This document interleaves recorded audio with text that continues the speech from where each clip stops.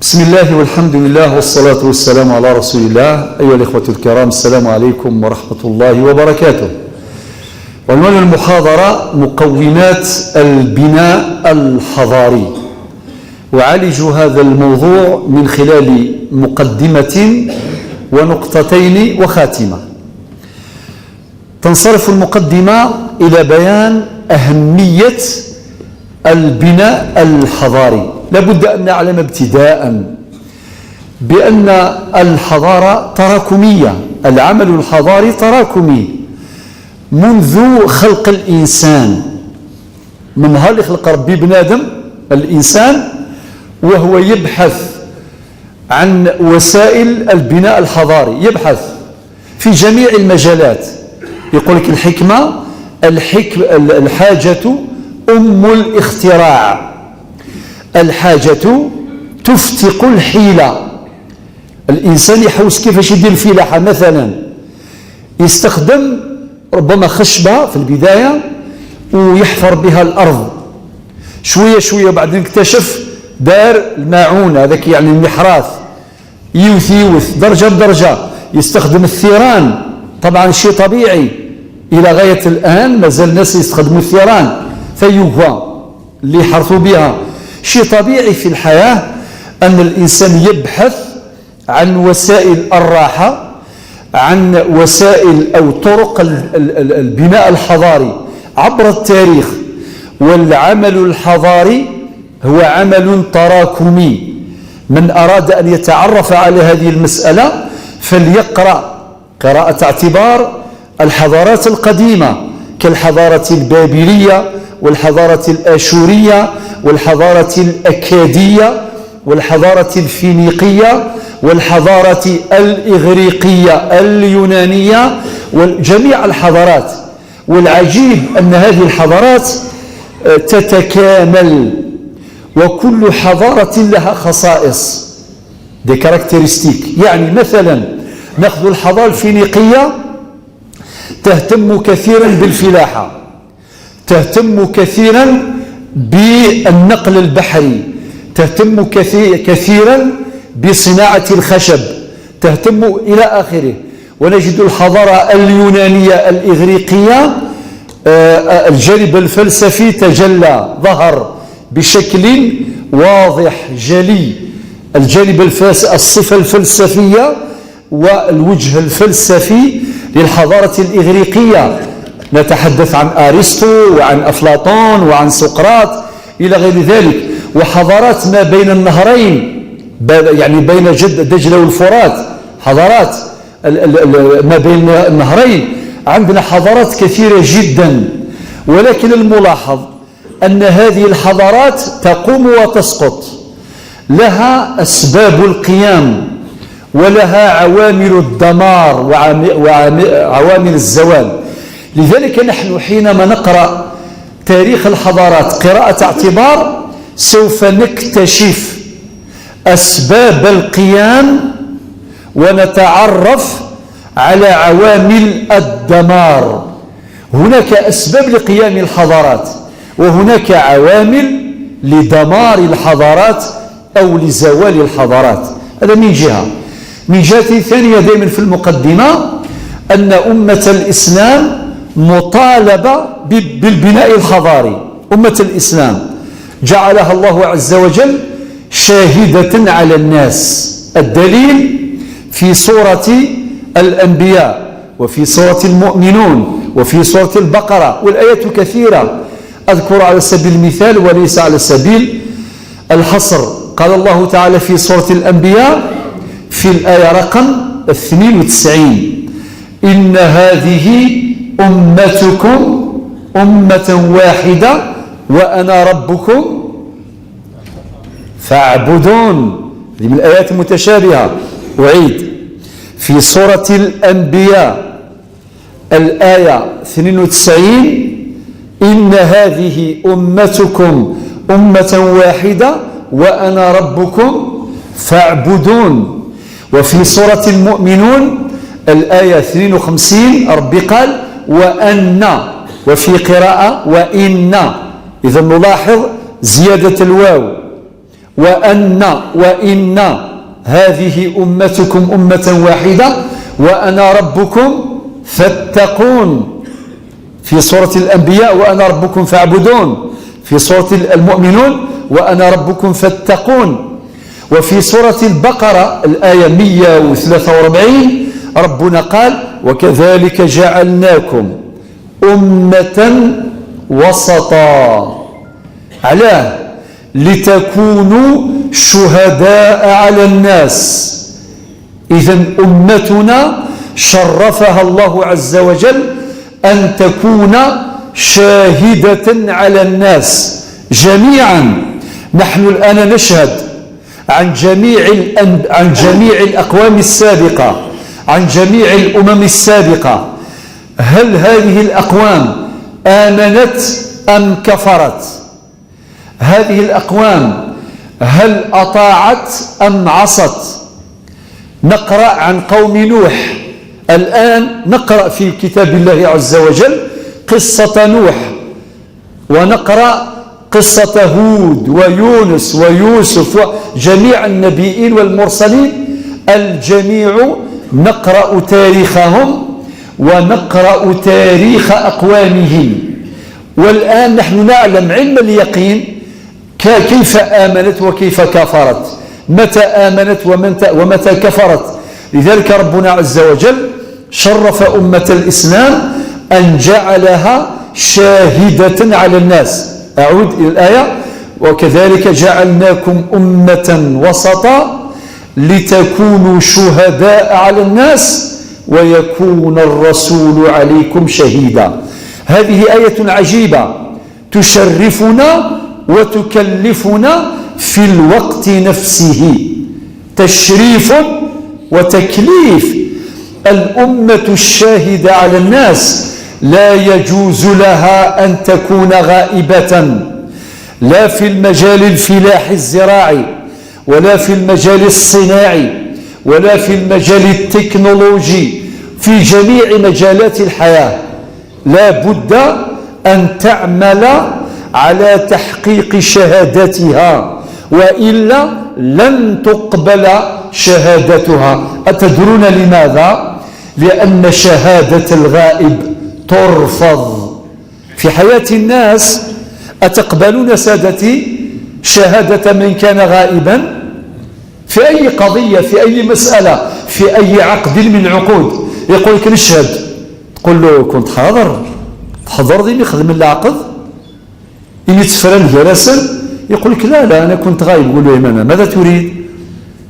ماذا تريد؟ هذه قاعدة ذهبية وقاعدة مشرعية وقاعدة منطقية، لا تقبل شهادة الغائب. لذلك أمتنا مكلفة بهذه الآيات لتكونوا شهداء على الناس. كمل ويكون الرسول عليكم شهيدا.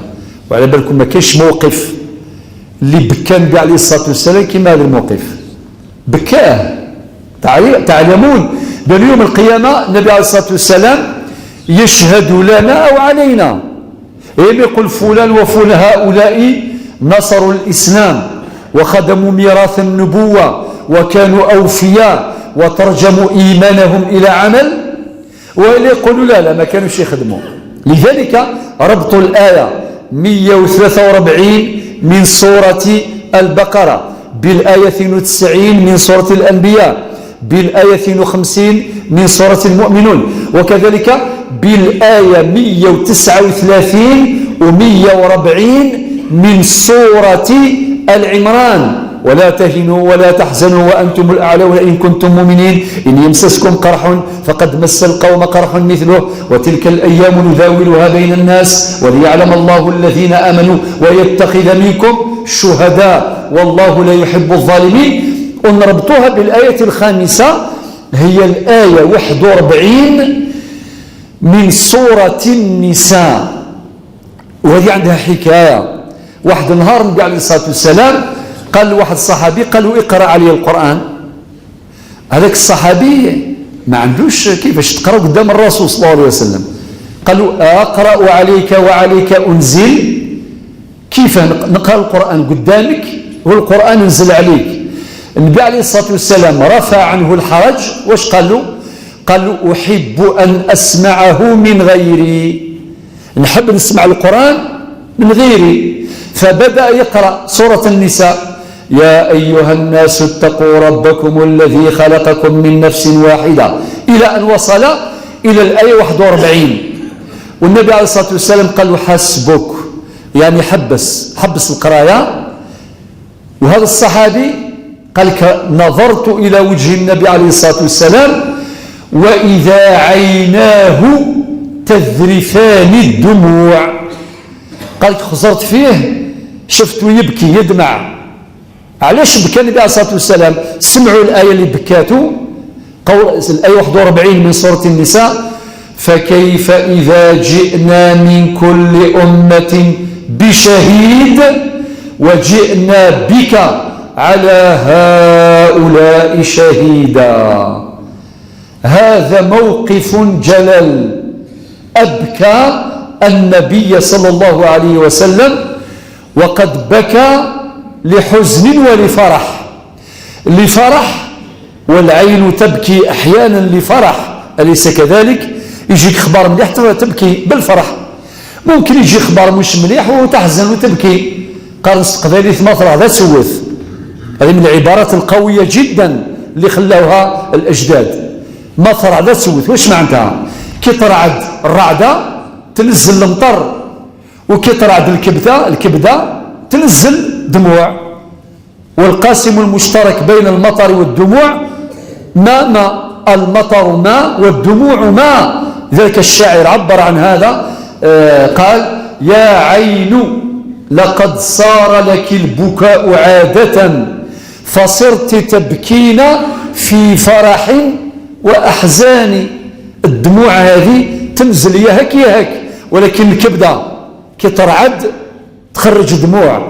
النبي عليه الصلاة والسلام أبكته هذه الآية لأنه تذكر ذلك الموقف الجلل اللي فرحوه كثير، لذلك بكى دموع الفرح. وكذلك اللي غفلوا الله غالب كذلك بكى خاطر غاضوه. النبي عليه الصلاة والسلام ربى الكبدة علينا، ما يحبش واحد يخسر هذه الحياة ويضيع ويتيه. انتهت المقدمة الآن. البناء الحضاري من خلال نقطتين. النقطة الأولى عناصر البناء الحضاري وعناصر الحضارات. كي ثلاثة: ألف باء جيم. ألف، العنصر الأول هو الإنسان، بنادم. جميع علماء الحضارة في الدنيا، جميع سلفا وخلفا، قالوا بأن العنصر الأساس في البناء الحضاري هو الإنسان، بنادم. أليس كذلك؟ ذلك الآن كان نجيبوا نبسطوا المثال. هذا الجامع شكون اللي بناه؟ الإنسان. كاين وسائل بناء صح، كاين الإسمنت وكاين الرمل وكاين الحديد وكاين، ولكن من بعد كاش واحد يقول له يا الرمل طلع ولا يا السمنت طلع. لا، لازم الإنسان يتدخل بتخطيطه وذكائه وترتيبه وجهده فيقيم ذلك البنيان اسمه المسجد، وكذلك يقيم المصانع والعمارات وهكذا. لذلك الإنسان هو العنصر الأساس في البناء الحضاري. لذلك نجد الإسلام اهتم ببناء الإنسان بناء متوازنا، حقق التوازن بين الجانب الإيماني من خلال ربطه بالله. حبينا بنادم اللي يكون يعرف ربي، خاطر بنادم إلا ما يعرفش ربي كارثة. لذلك الآن الحضارة المهيمنة وهي الحضارة الغربية لا ننكر ما فيها من خير، ما ننكروش. الحضارة الغربية المعاصرة قد أنتجت وأبدعت وأثمرت وأشهدتنا عدة ثورات: ثورة بيولوجية، طبية، إعلامية، تكنولوجية، فلكية، في جميع المجالات. اختزلت المسافات وقصرت كذلك من الجهود، يعني فيها إيجابيات كثيرة. ولكن في الوقت نفسه هذه الحضارة دمرت الإنسان، زرعت الخوف، اعتدت على حقوق الإنسان، وزرعت الفتن، وأسالت الدماء، وأحدثت الحروب. هي حضارة تزرع الشقاء ولا تزرع السعادة. لذلك الحضارة المنشودة عندنا هي تلك الحضارة التي تزرع الأمل ولا تزرع اليأس، هي الحضارة التي تبني ولا تدمر، هي الحضارة التي تزرع السعادة ولا تزرع الشقاء. إذن لا بد أن كما قال القرآن لا تبخسوا الناس أشياءهم وإذا حكمتم بين الناس أن تحكموا بالعدل، وميزان العدل هو ميزان حيادي موضوعي. لذلك ربنا عز وجل اهتم ببناء الإنسان كما في الوحي القرآني وكذلك في الوحي النبوي في السنة النبوية. فالبناء لا بد أن يكون متوازنا، يعني يبدأ بالجانب الإيماني من خلال ربط القلوب بالله عز وجل كما في سورة البقرة في الآيتين 255-256. الآية الأولى هي آية الكرسي، الله لا إله إلا هو الحي القيوم.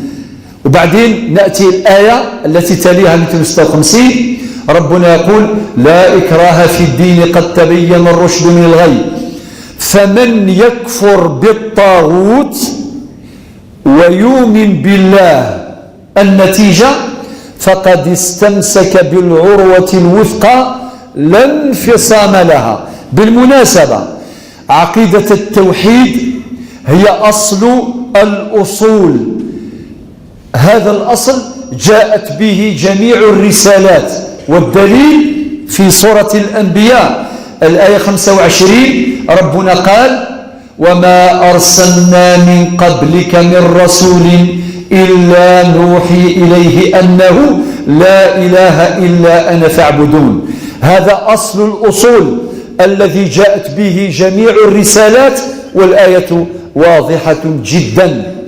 الجانب الثاني لتحقيق التوازن هو الجانب التعبدي، خلقنا لنعبده، إياك نعبد وإياك نستعين. وفي سورة الذاريات في الآية 56 وما خلقت الجن والإنس إلا ليعبدون واعبد ربك حتى يأتيك اليقين. الجانب التعبدي جانب مهم يسهم في تحقيق التوازن المنشود. والجانب الثالث هو الجانب التربوي، الجانب الأخلاقي، وهو مهم جدا من خلال زراعة القيم، زرع الفضائل ونبذ الرذائل. والجانب الرابع وهو الجانب التشريعي التقنيني الضابط لحركة الإنسان في جميع مجالات الحياة كما قال ربنا في سورة الجاثية في الآية رقم 18 ثم جعلناك على شريعة من الأمر فاتبعها ولا تتبع أهواء الذين لا يعلمون. العنصر الأساس في البناء الحضاري هو الإنسان. والعنصر الثاني هو الزمن، الوقت، وممن تحدث عنه تفصيلا الأستاذ مالك بن نبي رحمه الله الزمن أو الوقت، والوقت هو الحياة. قدر الله عز وجل، ربنا قال في سورة إبراهيم وسخر لكم الشمس والقمر دائرين وسخر لكم الليل والنهار. تعاقب الليل والنهار إذاك دواس ذا شو بتشور الدنيا الوقت أني سيديكا إذاك دواس الليل والنهار الليل والنهار الليل والنهار. إذا أحسننا استثمار هذه النعم التي سخرت لنا، هو رب يقول وسخر لكم الشمس والقمر. ربي سبحان الله، لو كان ماشي مسخرة الشمس تتأخر عن الشروق، تقولوا غدوة ما نشرقش ولا ندير 20 دقيقة روطار، لا كل شيء مسخر. وبعد دائبين من بعد هضر عن تعاقب ليل ونهار قال وسخر لكم الليل والنهار. لو توقف الليل لتوقفت أعمارنا، ولكن أعمارنا تأكلها هذه الليالي وهذه الأيام، ليل نهار ليل نهار، ثم تنقص أعمارنا ونقترب من النهاية. وسخر لكم الليل والنهار، سورة إبراهيم الآية 33. لذلك سادتي الأفاضل، الزمن هو عنصر أساس من عناصر البناء الحضاري. هذا الحيز الزماني نحتاج إليه في البناء الحضاري. ثم يأتي العنصر الثالث جيم، وهو الكون. أقول الكون هي كلمة جامعة بكل ما فيها من خيرات ومن نعم. لا يمكن أن نبني حضارة إلا باستثمار هذه الموجودات، هذه النعم المبثوثة في هذا الكون الفسيح. نحتاج إلى معادن، نحتاج إلى ذهب، نحتاج إلى فضة، نحتاج إلى حديد، نحتاج إلى تراب، نحتاج إلى ماء، نحتاج إلى خشب، نحتاج كل هذا مسخر لنا، لأن الله عز وجل قبل أن يستقبلنا في هذه الحياة وفر لنا أسباب الحياة من هواء وماء وغذاء وكساء وإيواء ودواء. هذه مقومات الحياة، أليس كذلك؟ وقد أشار القرآن إليها. أذكر على سبيل المثال ما جاء في قوله تعالى في سورة الأنبياء الآية رقم 30. ربنا قال: أولم يرى الذين كفروا أن السماوات والأرض كانتا رتقا ففتقناهما. إشارة إلى هذا الارتباط القائم بين الأرض وانتمائها إلى الكتلة الشمسية الملتهبة قبل حصول ذلك الانفجار الكبير، كما يقول علماء الفيزياء وعلماء الفلك. أولم يرى الذين كفروا أن السماوات والأرض كانتا رتقا، رتق معنى الضم، ففتقناهما أي فصلناهما يوم أن قدر الله عز وجل أن يستقبل الكائنات، ونحن من الكائنات، من الطيور والبهائم والبشر، كل ما خلقه الله عز وجل من كائنات، وهو يعلم علم اليقين بأن الكائنات لا يمكن أن تعيش أن تحيا إلا بمقومات الحياة. لذلك أشار في نهاية هذه الآية إلى الماء، وهو العنصر الأساس. قال: وجعلنا من الماء كل شيء حي. سورة الأنبياء الآية رقم 30. ولكن شيء عجيب كيف ربط بين هذا الانفجار الكوني الواسع الكبير والإشارة إلى عنصر من العناصر الأساسية في بناء الحياة، بل في تحقيق حياة الكائنات، وهو الماء. وجعلنا من الماء كل شيء حي. الآن نأتي النقطة الثانية والأخيرة، وهي مقومات البناء الحضاري. هي مجموعة مقومات يمكن أن نلخصها فيما يلي: ألف، الاستثمار الحسن لعناصر الحضارة. الاستثمار الحسن للإنسان، لأن الإنسان إذا أتيحت له الفرصة أبدع وأثمر وأنتج. أي واحد، نأخذ أي واحد من الشباب نتاعنا مثلا، أي واحد من الحضور نعطيه له غير الحرية والوسائل سيبدع، يعمل، ينتج. أعطى له ربي عقل، أعطى له ربي الدين، أعطى له ربي فكر يفكر، أعطى له ربي وسائل الإنتاج، أسباب الإبداع، عوامل الإقلاع، عنده كل شيء. ولكن إذا كان هذا الإنسان لم يستوعب سر وجوده، على بالك واش يدير؟ لا يقول كان ناكل ونشرب ونعيش والسلام، كما قالها زمان الشاعر: وما الدنيا إلا طعام وشراب ومنام، وإن فاتك هذا فعلى الدنيا السلام. هاي الحياة عنده، يأكل يشرب يرقد ويستنى الموت وتربح. ولكن الحياة ماشي هذا راح له طريق، يعني راح له السبيل اوكان روبير. لذلك واحد آخر رد عليه، واش قال له؟ قال له: يا خادم الجسم كم تسعى لخدمته، أتطلب النفع ممن فيه خسران، أقبل على النفس واستكمل فضائلها، فأنت بالروح لا بالجسم إنسان، إلى أن قال: وامدد يديك بالله معتصما فإنه الركن إن خانتك أركان. أعرف ربي باش تنطلق، باش تعرف سر وجودك، ما هو المطلوب منك، كيف تحسن استثمار هذه النعم المبثوثة في هذا الكون وفي هذه الكرة الأرضية. وقد قال ربنا: وإن تعدوا، سورة إبراهيم: وإن تعدوا نعمة الله لا تحصوها. الاستثمار الحسن لعناصر الحضارة للإنسان وللكون بجميع موجوداته وللزمن. الوقت هو الحياة، الوقت مهم جدا. أعطانا ربي ليل ونهار، في الليل والنهار أعطانا 24 ساعة، وفي السمانات 168 ساعة، وهكذا. كيف نحسن استثمار هذا الزمن، كيف نتعامل معه ونتفاعل معه. لذلك النبي عليه الصلاة والسلام قال: نعمتان مغبون فيهما كثير من الناس، الصحة والفراغ.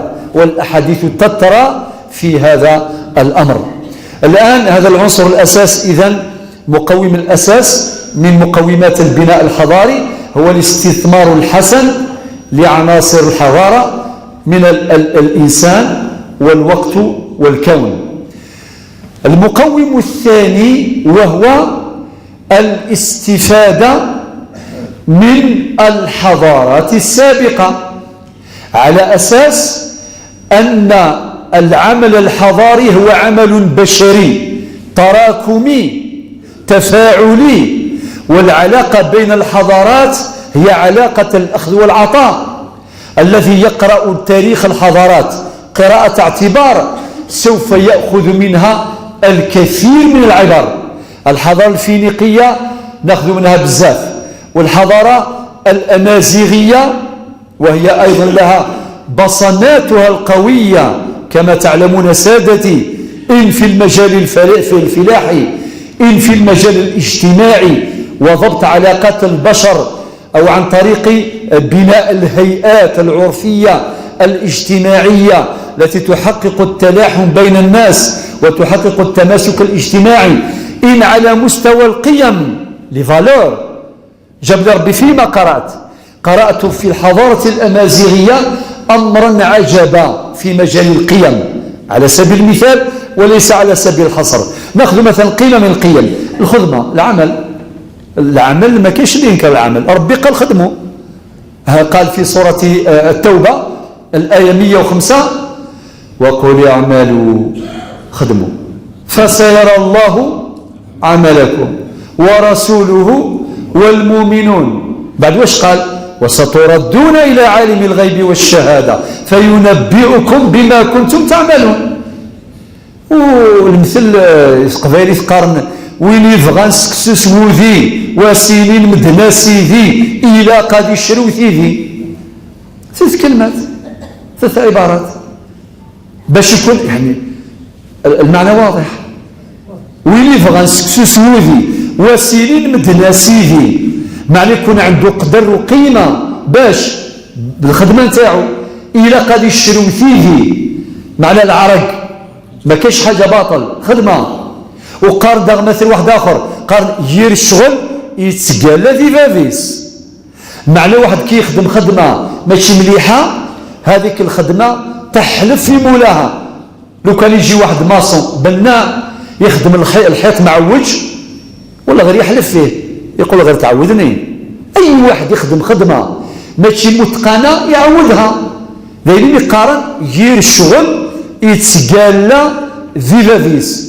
حينما ننظر في الحضارة اليونانية الإغريقية وما أنتجته من فلسفات فيها كنوز كبيرة جدا جديرة بالاعتبار، والحضارة المصرية وما أبدعت فيه في المجال الطبي، في المجال البيولوجي، والحضارة الأكادية والآشورية والبابلية، وجميع الحضارات. لذلك لا بد أن نحسن قراءة الحضارات. تحبوا الدليل من القرآن؟ جيبكم دليل من القرآن. سورة آل عمران ربي قال قل سيروا في الأرض فانظروا. النظر أنعمه سيروا في الأرض، ونحن نسير في الأرض ننظر نتأمل نعتبر نتعظ نأخذ الدروس نستنبط الحكم نكتشف عوامل بناء الحضارات نتعرف على أسباب دمارها وزوالها. أليس كذلك؟ ربي يحكي لنا في القرآن أحسن القصص. يقول القوم الفلاني مثلا قوم هود واش داروا واش من الحضارة اللي داروها، ولكن النهار اللي ما آمنوش بربي ربي عاقبهم. أليس كذلك؟ كنلقاو القصص في القرآن باش ناخذ العبر. لذلك القرآن ذكر أكثر من 1000 مرة كلمة التدبر والنظر والتأمل، أكثر من 1000 مرة، وهذه من أعمال العقل كما يقول الأديب الكبير مصطفى صادق الرافعي، مما قاله عنده كتاب اسمه التفكير فريضة إسلامية. هكذا يقول في الصفحة 4 وما بعدها. واش يقول؟ يقول ما ذكر العقل إلا في مقام التعظيم. هو يقول هكذا باش يقول باللي نحن في أمس الحاجة إلى استخدام عقولنا، لأن عقولنا بها ندرك وبها نستنبط هذه الحكم وهذه العبر. إذن المقوم الثاني هو الانتفاع أو الاستفادة من المنتوج الحضاري الذي خلفته الحضارات السابقة. وهناك مقوم ثالث وهو مهم جدا، احترام السنن. احترام السنن، لأن سنن الله عز وجل لا تعرف المحاباة ولا تعرف المجاملات. لو فعلت هكذا الآن هذه الحاجة مسكتها بيدي، هذا المفتاح، لماذا سقط؟ لماذا سقط؟ كاين قانون فيزيائي ولا لا؟ لو كان نقول له اصعد ما اخذش الرأي، على بالك ما تسمعنيش، انا نقول له اصعد وهو اهبط. لماذا؟ لأن هناك قانون لا يعرف المحاباة ولا يعرف المجاملات، والقرآن سمى هذه القوانين وهذه النواميس سماها السنن. السنن. ولن تجد لسنة الله تبديلا ولن تجد لسنة الله تحويلا قد خلت من قبلكم سنن. شوف ربي سبحانه كيف يعلمنا وكيف يرشدنا، قد خلت من قبلكم سنن. هذه السنن هي التي يجب أن نتعرف عليها ونحسن التفاعل معها، وهذا مقوم أساس في تحقيق البناء الحضاري، سواء السنن المتعلقة بالجانب الاجتماعي، كيف نبني المجتمع وكيف نبني الأسرة وكيف نحقق الانسجام بين أفراد المجتمع الواحد، وكيف يتحقق التفاعل بين الشعوب والقبائل. وقد قال ربنا في سورة الحجرات في الآية رقم 13 وجعلناكم شعوبا وقبائل لتعارفوا إن أكرمكم عند الله أتقاكم. لذلك سادة الأفاضل لا بد أن نحسن استثمار السنن التي تقوم عليها المجتمعات، وكذلك في الجانب العلمي أيضا لا بد أن نحسن استثمارها في المجال الفلكي، في المجال الفيزيائي، في الكيمياء، في الرياضيات، في الجيولوجيا وطبقة الأرض، في علم البحار، في جميع مجالات الحياة. هذه قاعدة ذهبية ومقوم أساس للبناء الحضاري. إذن أما الرابع وبه أختم، المقوم الرابع هو العلم. لازم هو، لأن الله عز وجل جعله وشرفه. ألم يقل الله عز وجل في القرآن قال وقل رب زدني علما. قل هل يستوي الذين يعلمون والذين لا يعلمون. كل ما ذكر من سنن ومن مقومات لا يمكن أن نحسن التفاعل معها إلا إذا استثمرنا هذه الهبة الربانية وهي العلم. وقدر الله عز وجل أن يصف نفسه بالعليم وبالحكيم كما قال ذلك الشاعر في حوار لطيف بين العقل والعلم: علم العليم وعقل العاقل اختلفا، من ذا الذي منهما قد أحرز الشرف؟ فقال العلم أنا أحرزت رايته، وقال العقل أنا الرحمن بي عرفا، فأفصح العلم إفصاحا وقال بأينا الرحمن في فرقانه اتصفا. فبان للعقل أن العلم سيده، فقبل العقل رأس العلم وانصرفا. اعترف العقل بقيمة العلم وشأنه، وربنا عز وجل رفع من شأنه ووصف به نفسه في مثل قوله تعالى: إن الله كان عليما حكيما. لذلك العلم ربنا عز وجل قال: استخدموا هذا العلم من أجل البناء الحضاري في قراءة كتابين. الكتاب الأول هو القرآن الكريم، هو كتاب الله المقروء، والكتاب الثاني هو كتاب الله المفتوح، هذا الكون الفسيح. وإذا أحسننا قراءة الكتابين بإذن الله سنحقق عاملا ومقوما أساسيا من مقومات البناء الحضاري. والآيات الدالة على ذلك كثيرة تترى. أذكر على سبيل المثال في رحلة خفيفة أبدأ من سورة الذاريات، وبالذات من الآية 7، حيث يقول ربنا عز وجل: والسماء ذات الحبك. يعني تفعيل للعقل واستثمار للقدرات العقلية من خلال النظر والتدبر والتأمل. وقد قلت لكم سادتي هذه المصطلحات بجميع مفرداتها ذكرت في القرآن أكثر من 1000 مرة. هذا الذي جعل مصطفى صادق الرافعي يقول بأن التفكير فريضة إسلامية، وما ذكر العقل إلا في مقام التعظيم. وما جعل كذلك أبا حامد الغزالي صاحب إحياء علوم الدين أن يجعل تلك المعادلة بين العقل والنقل. العقل والنقل، النقل أي الوحي، قال: كالعلاقة بين العقل والنقل كالعلاقة بين البصر والشعاع. لا يمكن أن نرى الموجودات المجسمات إلا بشرطين: ببصر وبضوء. لو كان واحد يغمض عينه ما يشوفش، هاني يغمضه ماشي باش نشوف، خاطر فيه شرط نقص. ولو كان نفتحوا عيوننا ولكن عيوننا في الظلام لا نبصر شيئا. إذن العلاقة بين النقل والعقل كالعلاقة بين البصر والشعاع. هذا الكلام لأبي حامد الغزالي رحمه الله. أعود. إذن ربنا قال في سورة الذاريات في الآية 7: والسماء ذات الحبك. فكان القرآن يفعل هذا العقل من أجل التدبر والتفكر لمعرفة الله أولا، ثانيا لاستثمار هذا الفضاء الفسيح. ويأتي القرآن إلى الآية رقم 20 الآية في سورة الذاريات، الآية 20 ربي قال: وفي الأرض آيات للموقنين. أليس كذلك؟ أي واحد منا تعالوا بين نفكر. هذا الأرض اللي احنا عايشين فيها جبال، فيها أنهار، فيها بحار، نزرعوها ونأكل منها، أليس كذلك؟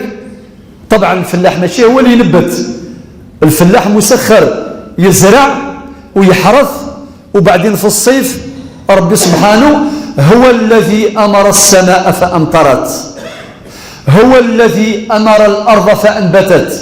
ماشي الفلاح يتحرك في عالم الأسباب، أليس كذلك؟ فقط نحن جميعا نتحرك في عالم الأسباب. لذلك ربنا عز وجل أعطانا هذه العبرة قال وفي الأرض آيات للموقنين. ما تنسوش هذه الأرض لازم تحبوها، أليس كذلك؟ تزرع فيها زريعة وبعدين تنبت وتأكلها وما شاء الله، وتزين بها دارك وتزين بها بحيرتك إلى آخره. زيد نهار اللي نموتوا على بالك أهلنا يرمونا يخافوا منا، واحد كيموت بقى على خير، يقول لك مثل روح الروح بقى على خير ولكش روح.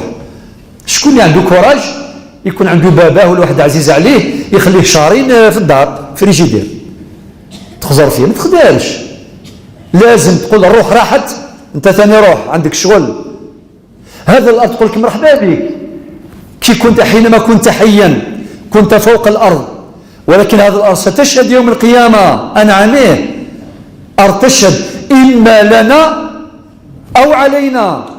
هذه الأرض لو اشتكت إلى الله لقالت لرب السماوات والأرض هناك من البشر من يسيل دماء البشر الآن فوق الأرض، هناك من البشر من يعتدي على الإنسان المكرم.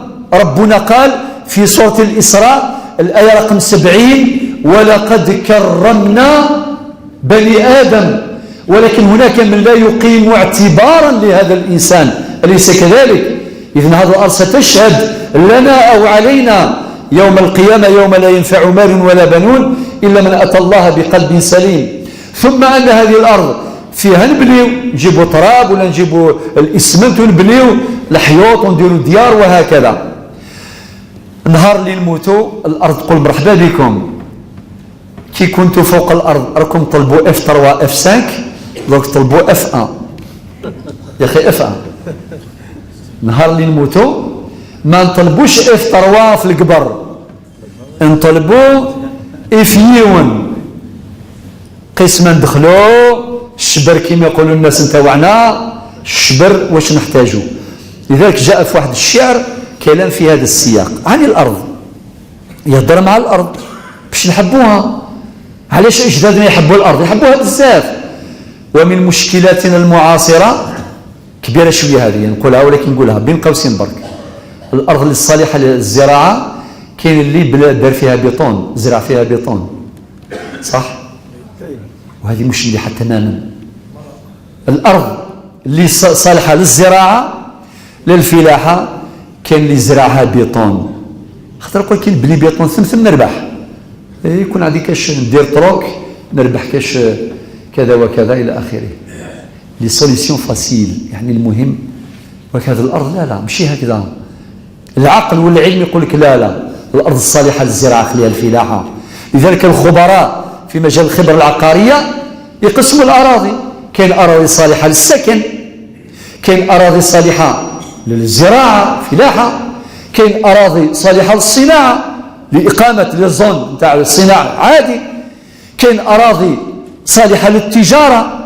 إذن كل هذه الأراضي لا بد أن ننظر إليها بهذا المنظار العلمي العادل. لذلك هذا الشعر واش كان يقول على الأرض، نقرأ غير شوية منه، يدار حوار مع الأرض يهضر معها. قالها يا أرض أحببتك يا أرض من يوم علمت أنك أمي، من يومها أشكو إليك همومي.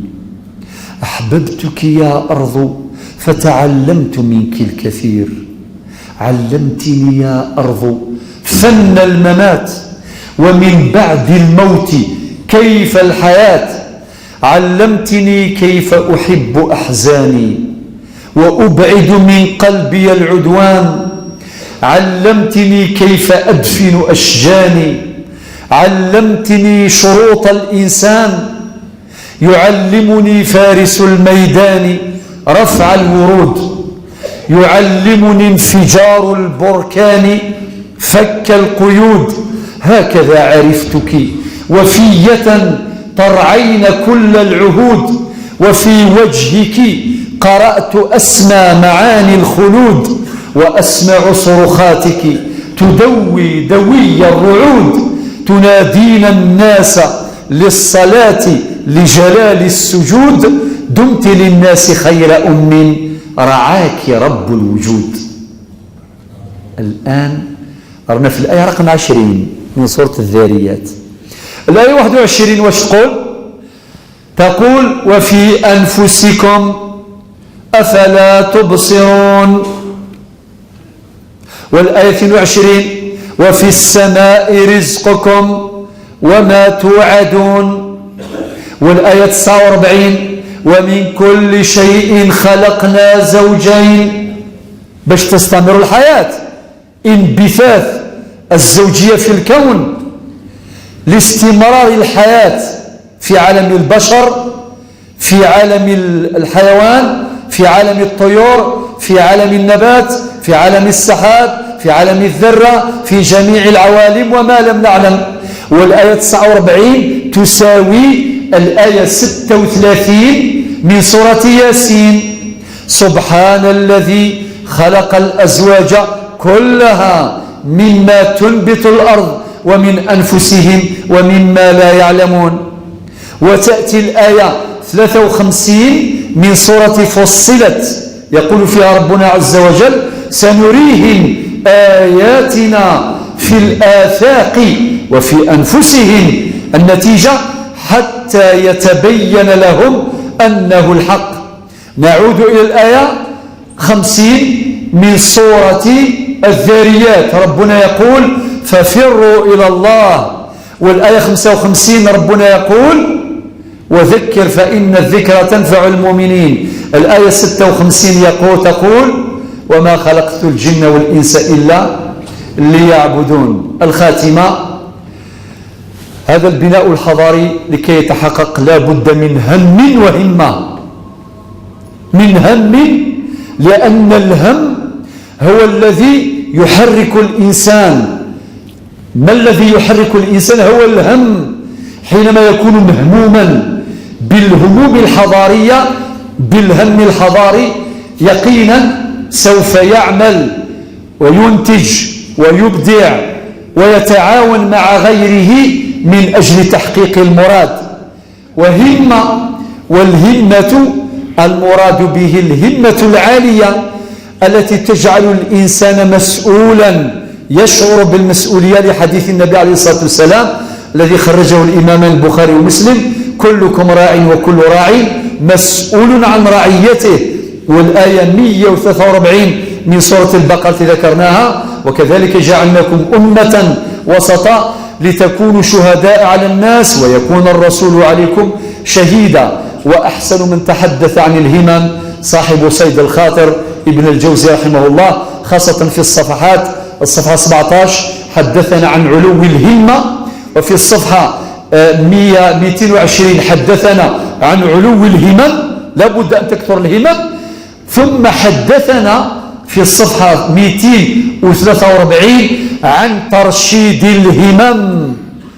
ولا يمكن للهمم أن تحقق وأن تتمثل قيمة التعاون المشار إليها في سورة المائدة وتعاونوا على البر والتقوى إلا بترشيد هذه الهمم لتتعاون جميعا من أجل تبرئة الذمة وإقامة الحجة وتحقيق مقتضيات البناء الحضاري المنشود الذي يسعد الإنسان ولا يشقيه.